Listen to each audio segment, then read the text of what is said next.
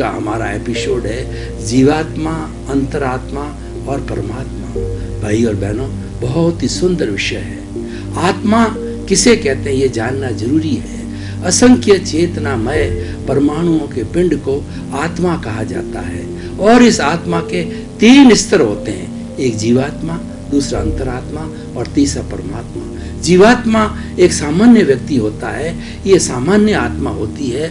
वह जीवात्मा जो है अपने स्वार्थ की चेतना तक ही सीमित रहती है, 5 इंद्रियों का सुख और उसी के अंदर व्यस्त रहना, और मैं और मेरा, मेरा घर, मेरा परिवार, मेरी धन, मेरी दौलत और उसके इर्द गिर्द घूमना, उसको जो है हम जीवात्मा कहते हैं। सामान्य व्यक्ति जिसने जन्म लिया और जीवन भर यही कार्य मैं और मेरा के अंदर ही वो लगा रहता है और उसी सार संभाल करता है, उसी की रक्षा करता है, उसी के अंदर ही वो लिप्त रहता है।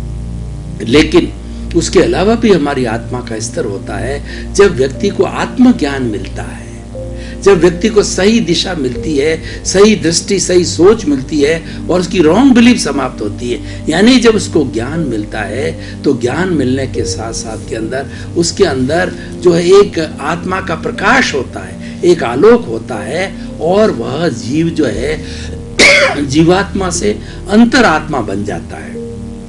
अंतरात्मा का अर्थ ये हुआ कि वह ज्ञान के सहित होता है। वो जानने लगता है कि मैं कौन हूँ, मैं कहाँ से आया हूँ और मुझे क्या करना है, मुझे कहाँ जाना है, मेरे जीवन का लक्ष्य क्या है, आखिर जो मैंने मनुष्य जीवन प्राप्त किया है ये क्यों प्राप्त किया है, कैसे प्राप्त किया है और ये कैसे सार्थक होना चाहिए। क्योंकि सृष्टि का सबसे अमूल्य प्राणी, सबसे श्रेष्ठ प्राणी मनुष्य ही है। क्योंकि मनुष्य के पास में 5 इंद्रियां होती है जो कि विकसित होती है, विकसित मन होता है, विकसित बुद्धि होती है, विकसित चित्त होता है और उसकी प्रज्ञा विकसित होती है और आत्मा विकसित होती है।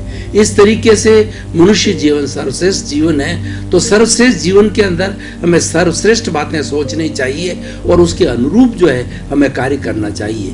श्रेष्ठ जीवन और श्रेष्ठ बातें व्यक्ति कब सोचेगा कि उसकी दिशा सही होगी। जब तक राइट विजन नहीं मिलता है, जब तक राइट बिलीफ नहीं होती है, हमारी जो मान्यताएं, हमारी गलत धारणाएं हैं, जब तक वो विलीन नहीं होती है, हमें सही रास्ता नहीं मिलता है। तो आज हम आपको यही सही रास्ता बताने के लिए आए हैं कि ज्ञान लो, ज्ञान को लेने ज्ञानी पुरुष को ढूंढो। ज्ञानी पुरुष के द्वारा दिया गया ज्ञान है वो हमारी आत्मा में एक प्रकाश करता है, एक आलोक करता है। ज्ञानी पुरुष होते हैं वो चीरा फाड़ा करते हैं, वो भेद विज्ञान करते हैं, वो अक्रम विज्ञान कहते हैं, वो वीतराग विज्ञान कहते हैं। आत्मविज्ञान वीतराग विज्ञान है और ज्ञानी पुरुष जो चीरा फाड़ा के अंदर वो आत्मा को अलग कर देते हैं और शरीर को अलग कर देते हैं। क्योंकि वो जुड़े, आत्मा और शरीर कब जुड़ा रहता है, जब उसके साथ में अहंकार लगा रहता है। वो ज्ञानी पुरुष जो है अहंकार को विलीन कर देते हैं, अहंकार को भस्मीभूत कर देते हैं। अहंकार यानी कषाय, कार्बन शरीर, लिंग शरीर और कॉजल बॉडी, उसको समाप्त कर दिया जाता है। उसको समाप्त करने के कारण नए कर्मों का बंधन नहीं होता है, यानी नई प्रतिष्ठित आत्मा नहीं बनती है। प्रतिष्ठित आत्मा किसे कहते हैं कि हमारा मन, बुद्धि, चित्त और अहंकार को कहते हैं और वो डिस्चार्ज आत्मा कहलाती है। और जो चार्ज आत्मा होती है वो हर जन्म के अंदर प्रतिष्ठित आत्मा नहीं बनती है। लेकिन एक बार ज्ञान प्राप्त होने के बाद में जो हमारा मन, बुद्धि, चित्त, अहंकार प्रतिष्ठित आत्मा है, वह प्रतिष्ठित आत्मा जितने भवों तक वह जीव करेगा, मोक्ष में जाएगा, उतने भवों तक वही प्रतिष्ठित आत्मा जो है डिस्चार्ज के रूप में रहती है।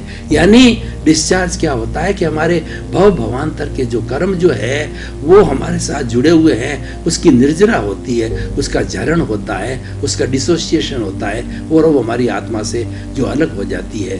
तो इसलिए ये अंतरात्मा है। अंतरात्मा वाला व्यक्ति अकर्ता भाव रखता है कि दुनिया के अंदर जो कुछ भी करने वाली है वो व्यवस्थित शक्ति है। सर्कमस्टांशियल, साइंटिफिक सर्कमस्टेंशियल एविडेंसेस हैं जिनके माध्यम से सारी सृष्टि चलती है। उसके अंदर मुख्य रूप से हमारे 6 द्रव्य होते हैं। गति सहायक जो कि मोशन देते हैं साइंस की भाषा में, स्थिति सहायक जो कि रेस्ट देते हैं, और तीसरा जो है हमारा जीव होता है, चौथा अजीव होता है, हमारा एनिमेट, इनएनिमेट होता है, और उसके बाद के अंदर टाइम होता है, जो टाइम हमें अवगाहना देता है, सेकंड है, मिनट है, वर्ष है और साल, वर्ष है, उसके बाद में युग है, ये सारा शताब्दियाँ हैं, ये सारा टाइम बताता है। और टाइम के बाद में होता है स्पेस, आकाश, आकाश में अवगाहना देता है, जिसके अंदर आराम से हम चल फिर सकते हैं और हमारी गतिविधियां कर सकते हैं। तो ये सारा जो है जगत है, इस जगत को नियंत्रण करने वाला,